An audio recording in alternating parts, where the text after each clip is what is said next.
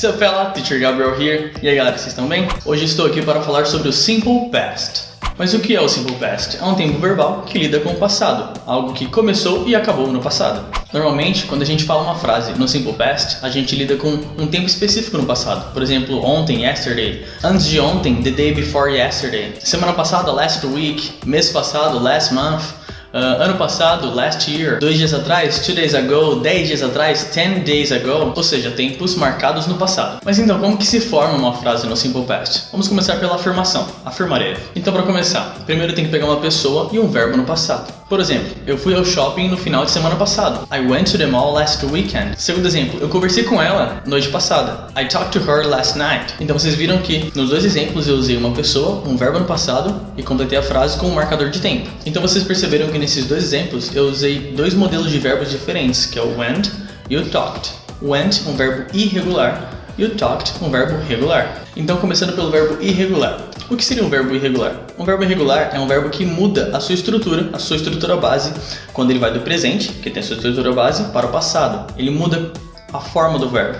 Então no meu exemplo, eu mudei o verbo go no presente para o verbo went no passado. Você viu que mudou completamente o verbo go, só G-O, para o verbo went, W-E-N-T. Mudou completamente a estrutura do verbo. E existem outros verbos que seguem essa linha de verbos irregulares, essa forma de não seguir um padrão, certo? Então, go, went, eat, ate, drink, drank, know, knew, meet, met, have, had, ou seja, todos esses verbos são exemplos de verbos irregulares. Os verbos irregulares são por volta de 1% do total de verbos no inglês, mas os verbos regulares são os verbos principais e eles costumam ser verbos muito antigos, por isso que eles seguem uma regra irregular. É isso mesmo! E o segundo grupo de verbos são os verbos regulares, o que seguem uma regra. E a regra é muito simples, basicamente você vai acrescentar a letra ED no final da palavra, no final do verbo. Então vamos falar um pouquinho sobre o som dessa terminação ED, que são 3 possíveis tipos de som, começando pelo som de D, tipo called. A gente vai fazer esse som sempre que a palavra que a gente vai passar para o passado terminar com o som de alguma dessas letras aqui do lado. Outros exemplos são leave, lived, stream, streamed, stud, studied. Então o som do D é para palavras vozeadas, ou seja, terminou com o som de uma dessas letras aqui do lado, é só fazer o som do D. Agora vamos para o som do T. Nós vamos usar o som do T para palavras não vozeadas, palavras mudas, sonoricamente falando. Então qualquer palavra que terminar com o som dessas letras aqui do lado, elas não são vozeadas em inglês, nós teremos que usar o som do T. Então como exemplo nós podemos usar work, worked, miss, missed, watch, watched, wash, washed. Ou seja, esses verbos que acabam com o som dessas letras aqui, quando for passar para o inglês, nós usamos o som do T. E agora vamos para o último som, que é o som do id. Então nós utilizamos esse id quando o verbo terminar com o som de D ou T. Então como exemplo nós temos o verbo precisar, need, e no passado needed. E o verbo visitar, visit, e no passado visited. Então na afirmação basicamente é isso, você pega uma pessoa, um verbo no passado e um complemento. Por exemplo, uma marcação de tempo. Ah, um adendo. Lembra no presente aquela regrinha do S, que a gente coloca o S no final do verbo quando é com he, she, it? No passado isso não existe, ele existe só no presente. Pode esquecer essa regra no passado. Então um exemplo, só para ficar mais claro, vamos usar o verbo work. No passado, worked. Então, I worked, you worked, he worked, she worked, it worked, we worked, you worked e they worked. Ou seja, todos eles worked, sem S. Então essa foi a afirmação, agora vamos analisar a negação. Para a gente negar no passado, nós usamos o did com not. A gente chama de didn't. Exemplos: eu não fui, I didn't go. Ela não quis, she didn't want. Nós não sabíamos, we didn't know.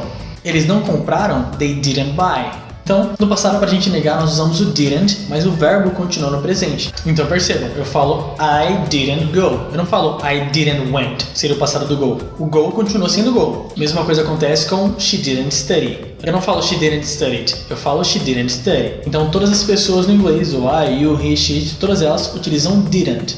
A gente não coloca outro, por exemplo, no presente que é o don't e doesn't. Então vamos lá, vamos ver se vocês entenderam mesmo. Vou lançar um desafio para vocês. Vou passar um exercíciozinho aqui. Então eu vou passar uma frase afirmando no passado e você vai ter que me responder essa frase negando no passado. Beleza, então a primeira frase vai ser eu trabalhei em casa ontem. Em inglês, I worked at home yesterday. E como é que fica na negação? Tempo.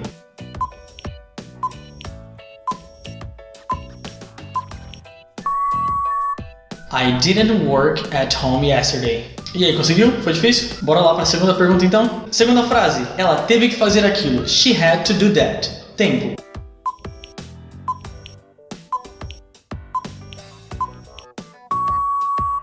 She didn't have to do that. Beleza? Tranquilo? Então vamos bora lá. Terceira frase. Eles vieram aqui ontem. They came here yesterday. Tempo.